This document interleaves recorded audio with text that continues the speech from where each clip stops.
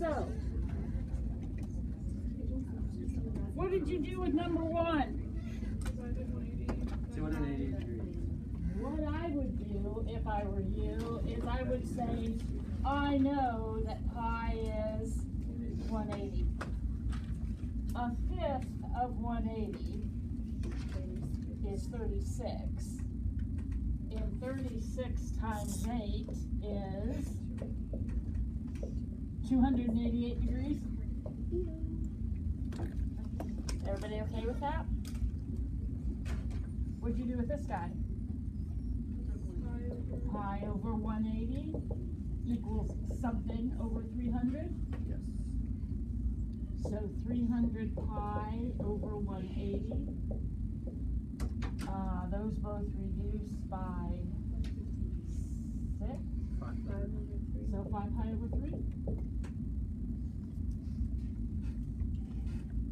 This is 4. Who said that? What? I cross multiplied the 2 and I still got the same answer. So did I. You just did it fast. I cross multiplied, I just did it all one step. 300 pi equals 180x, so I divided by 180. Yeah. That's how you want to solve a proportion by cross multiplied. Okay, got an arc length problem. What pops into my head? Arc length equals Radius times radius. radius times radians. So that angle would be 5/2 radians.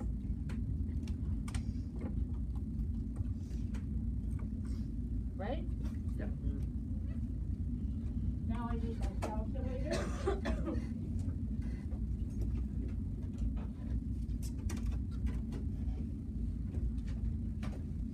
Don't want to be doing this by hand, right? Like in the old days when I was a kid. 84.32.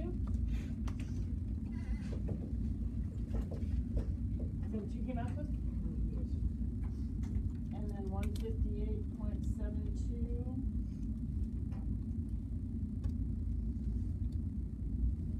158 degrees, 43 minutes, and 12 seconds. Had that been a quiz for real, anybody would anybody have them perfect? 1, 2, 3? Well, guess what? It might be a quiz for real sometime very soon. Okay. All right, let's take a look at a couple of new things today. And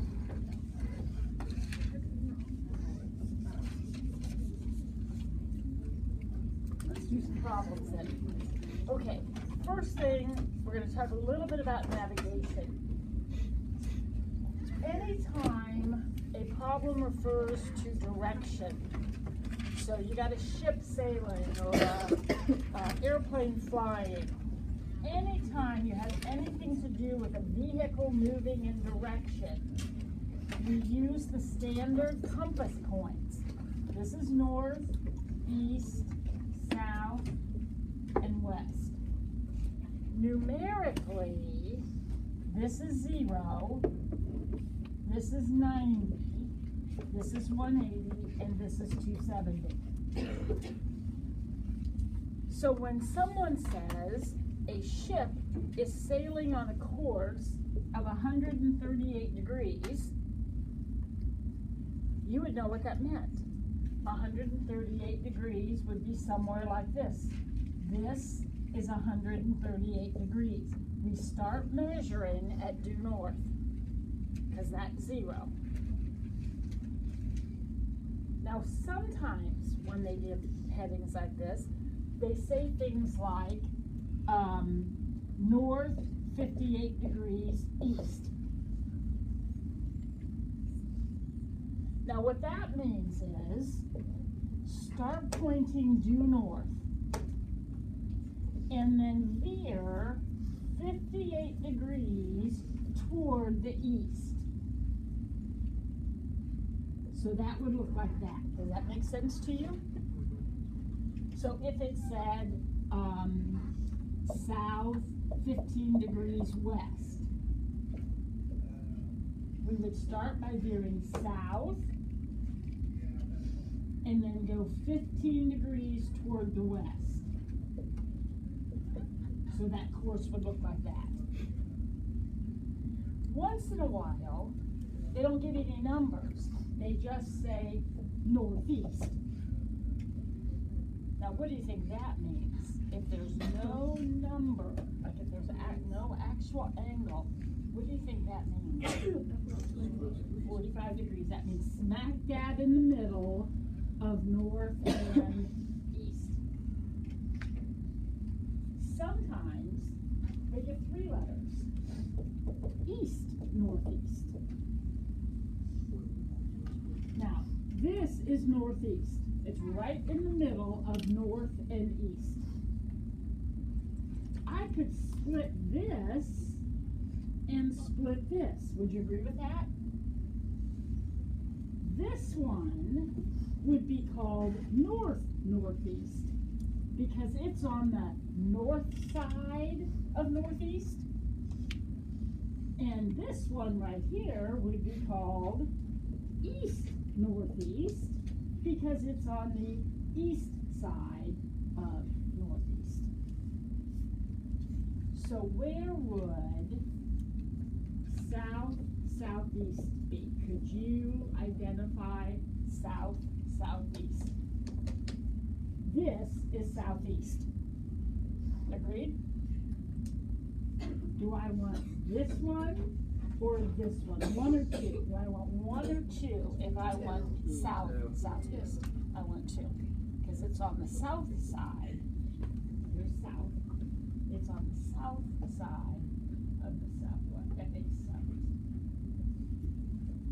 Okay? That's easy. All right. Now we're going to do a couple of problems.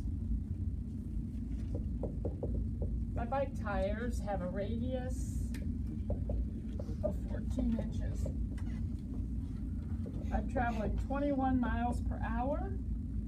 I want to know how many revolutions per minute.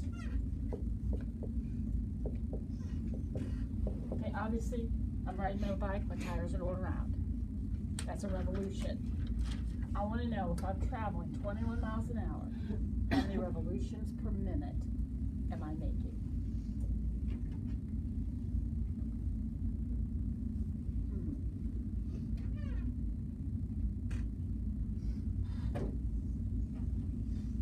Anybody have an idea?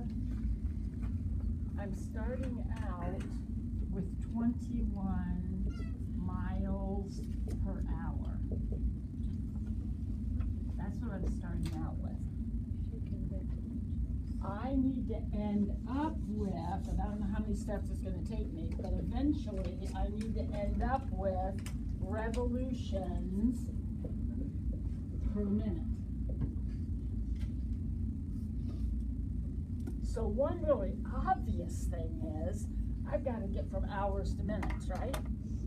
Do we know how to do that? There are 6, let's do it this way. You wouldn't be under it? 1 hour is 60 minutes. I need these to cancel out and be left with minutes.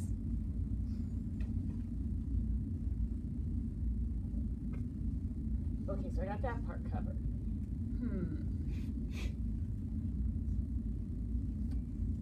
All right, I want you to think about something for a minute. Here's my wheel with a 14-inch radius.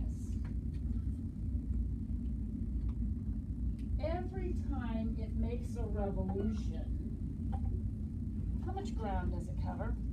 14 inches. What? 14 inches. No, not 14 inches. Pretend you put a dot of paint on the wheel. Put a blob of white paint on the wheel and roll it across the carpeting. What's going to happen? There's going to be a blob every so often, right? How far apart will those blobs be? 1 revolution, which is a circumference. So 1 revolution is a circumference. And how do we find circumference? No, not pi r squared. 2 pi r. So that would be 28 pi inches. 1 revolution would be 28 pi inches. Would everybody agree with that? Now, so far, I've gotten rid of the hours, and I've got my revolutions per minute, but I got all this extra crap I have to get rid of. Well, that's easy. What do you know about inches? There's 12 of them in 1 foot. And what do you know about feet? There's 5,280 of them in 1 mile. Now let's see what happened. The miles canceled, the feet canceled, the inches canceled, and what didn't cancel? Revolutions per minute, which is what I wanted. This right here is the only tricky part. Remember that a revolution is a circumference. The rest of that's easy. You've done that a million times. Let's try one more of those. Let's say that I have tires with a 13-inch radius, and I'm going 392 revolutions per minute, RPMs, revolutions per minute. And I want to know how many miles per hour is that. So I'm riding my bike 392 revolutions per minute. How fast am I going?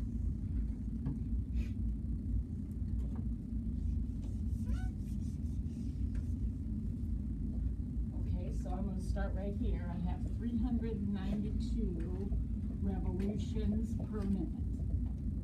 That's given.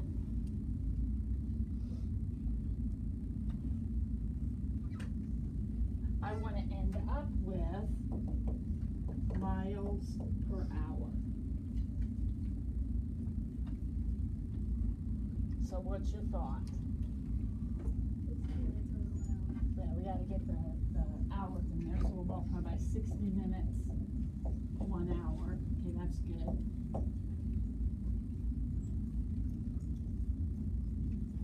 Now, what did I tell you about revolutions? What's a revolution?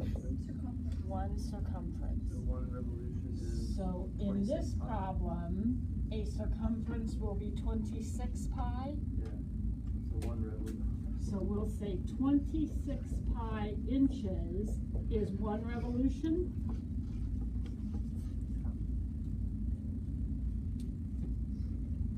Now, why did I set it up that way? I need the revolutions to cancel, right? I don't want revolutions in my answer. My answer has to be miles per hour. Now you want to get rid of inches. Now I don't want to get rid of inches, so I'll multiply by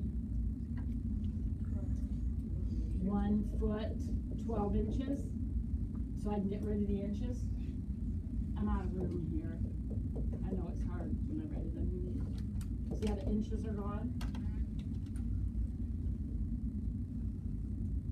Now I need to get miles, so I'll multiply by 1 mile, 5,280 feet. So the feet will cancel, and what will I be left with? Miles.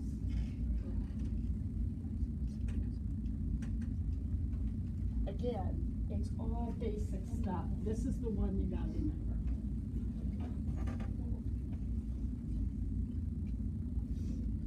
Okay? All right, now we've got the meat of today's lesson. Without a calculator, I want you to find the cosine of pi over 3 radians. Without a calculator. Now, believe it or not, you can do this. First of all, pi is 180. So pi over 3 would be 60. So I'm asking you to find the cosine of 60 degrees. So the first thing I'm going to do is draw a handy dandy circle. And then I'm going to measure 60 degrees in that circle. Now we need to talk about something. Mrs. Ford, how did you know to draw 60 degrees like that? Why didn't you draw 60 degrees some other way, like this? Well, let me just tell you why. In trigonometry, not navigation. Navigation is the one exception, and we talked about that already. In trigonometry, angles are always measured from the positive x-axis.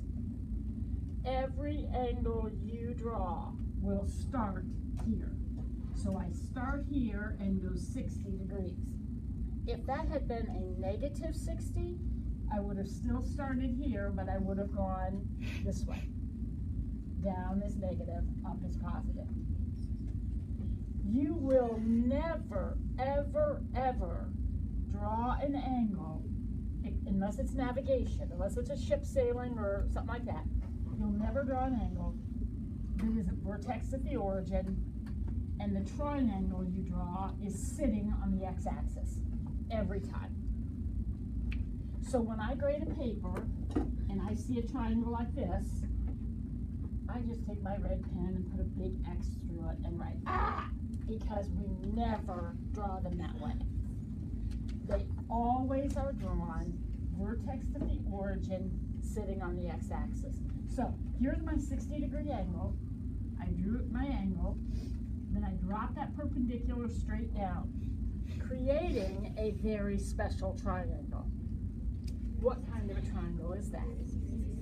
Oh, and my teacher made me memorize that in a 30, 60, 90, across from the 30 is 1, across from the 60 is root 3, and the hypotenuse is 2. Well, wait a minute. I want the cosine. She also made me memorize that cosine is adjacent. This is the angle right here at the origin. Adjacent over hypotenuse. What's the answer to this question? 1/2. Easy as pie.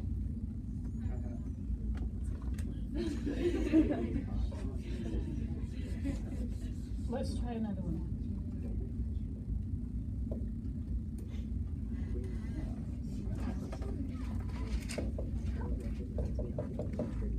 Right, here we go. We're going to find the tangent of pi over 6. Okay, so first thing I want to do is think about, okay, what's pi over 6 radians? Well, pi is 180 divided by 6 would be 30. So I'm really finding the tangent of 30. I start here, go up 30 degrees. Drop that perpendicular straight down. Now once again, life is good because I have another 30, 60, 90 triangle. So this will be 1, 2, root 3. This time I want tangent. Tangent. What's tangent? Y over x or opposite over adjacent. It doesn't matter how you think about it. So that would be 1 over root 3. Everybody's seeing 1 over root 3? Or root 3 over 3.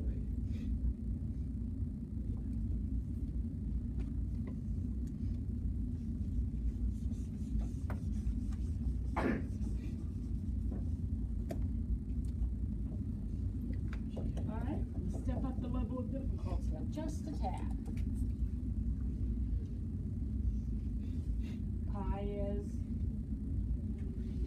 180 divided by 6 is 30 times 7 is 210. So I'm finding the sine of 210. Okay, now wait a second. 210. Remember, we start here always. Where's 210 gonna be? Here I go. Here I go. Still going, still going. I think I'll stop about right there. Now, how did I figure that out? I know that all the way around is 360. So each quadrant would be how much? 90. So that's 90. That's 180.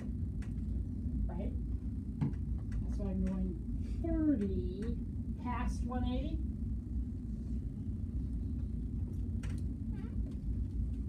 $210. Now, what did I tell you about every triangle you draw? It's going to be sitting on the x-axis. So up goes the perpendicular because that's the x-axis. So my triangle now is sitting, well, upside down on the x-axis. Across from the 30 is 1, the 60 is root 3, the hypotenuse is 2. But here's the tricky part. Remember, this is the origin. I'm going to get to this point down here. I would have to go left and down. Tell me about that root 3 and that 1. Those are actually negative numbers. Now I know the side lengths are negative, but you're sitting in quadrant 3, so your x and y have to be negative. This angle is in quadrant 3. So when I answer this question, and I want opposite over hypotenuse, my answer will be negative 1/2. Negative 1/2. Opposite over hypotenuse. Because I am in a quadrant where x and y are both negative. Wait, why isn't 2 negative? Oh, the hypotenuse will never be negative. The hypotenuse is always positive. The radius is always positive. Can x and y be negative? Yes. Hypotenuse radius cannot be negative, ever. Ever. If you took the numbers out, this would be x and y and r. X and y are both negative in that quadrant, which means cosine and sine are both negative.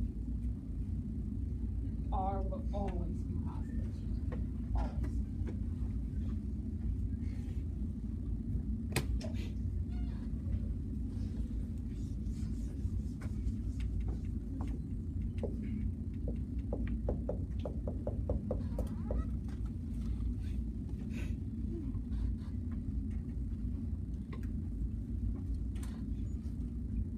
Pi is 180 divided by 4 is 45 times 7 is, I want to say 315. Is that right?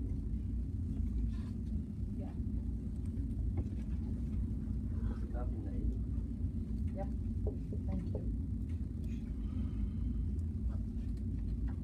So I'm going to draw a negative 315 degrees. Start here. Go down. Tell me where to stop. I'm going 315 degrees.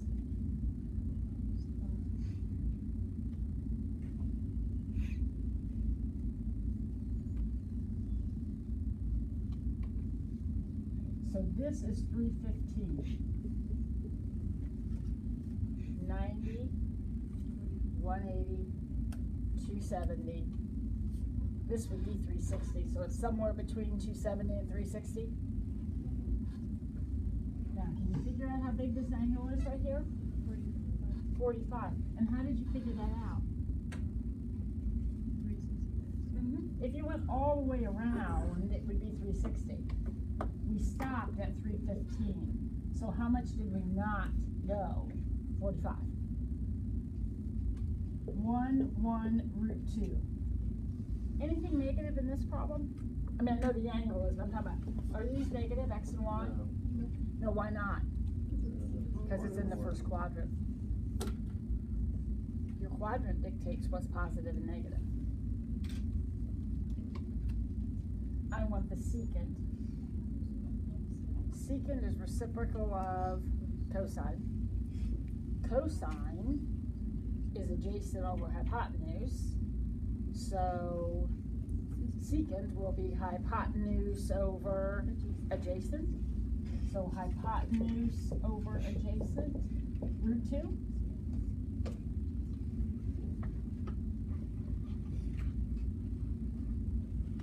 Two more, and I will set you loose to practice on your own.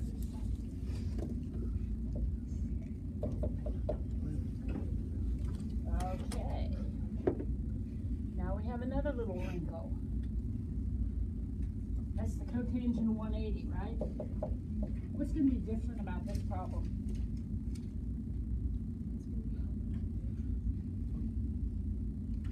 When I draw it, what's going to happen? You're gonna be on the axis. I'm going to be on an axis.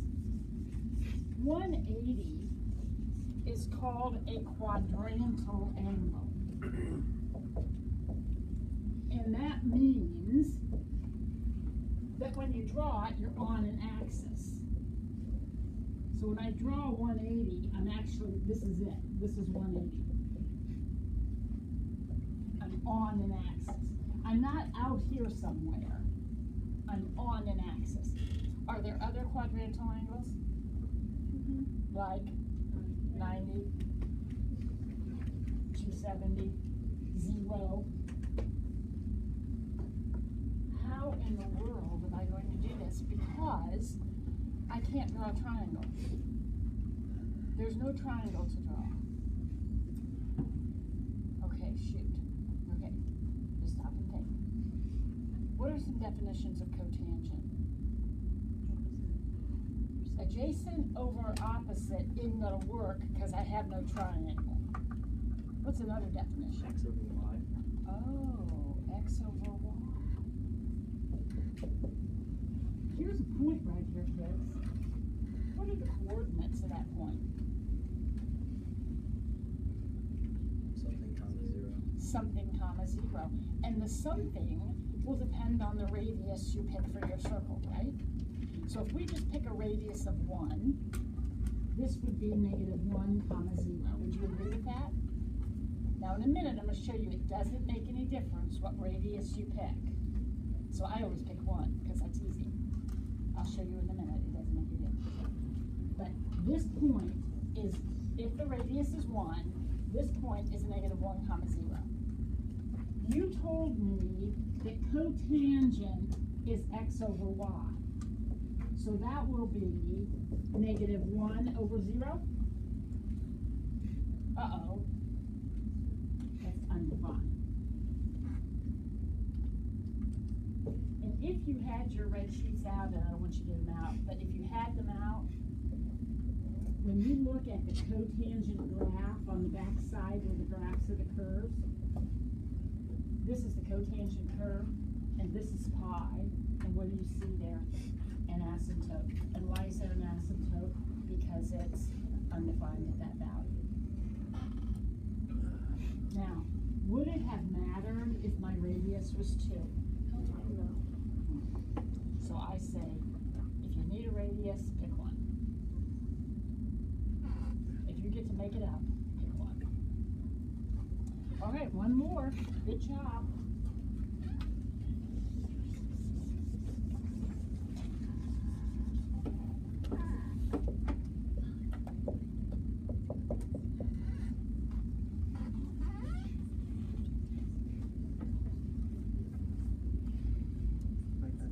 Pi is 180, divided by 3 is 60, times 20 is 1200.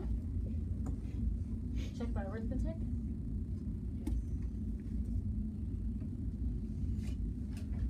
Wait a second, folks. You gotta draw 1200 degrees. What's gonna happen?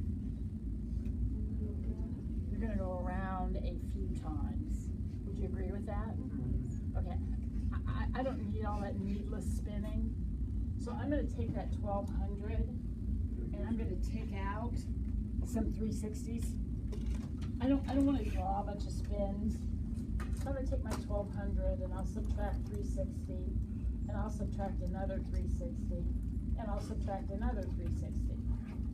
If I take out 3/360s, it leaves me with 120 degrees. Is that a more manageable angle?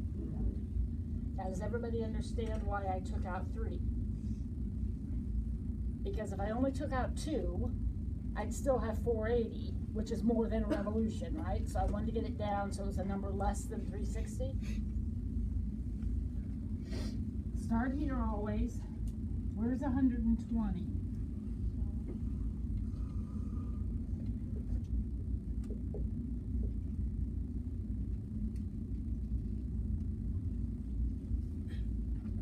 We need that angle. We always need the angle of the origin. 60. Can everybody figure out that 60? So here we go again. We got our little 30, 60, 90. Be careful though. This triangle is in which quadrant? Okay, something's negative in quadrant 2. Maybe the negative or the root 3. Be careful. What would be negative? Would the root 3 be negative? It's going up, folks. The 1 will be negative because it's going left.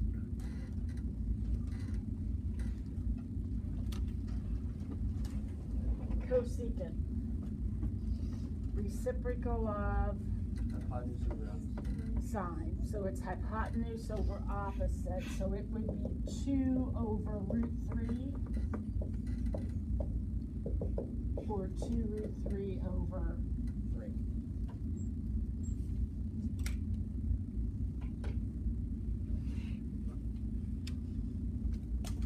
Pretty cool. You must admit you feel smart. This time when I made the packets, I remembered the number of the pages. So tonight's homework will be page 2 of the packet, plus a couple problems in the book. So there's a couple problems in the book, and then you're doing these 10 problems on page 2 of the packet. I have worked them all out on the back. Try not to look at the back until you have done your stuff. Everybody clear on that?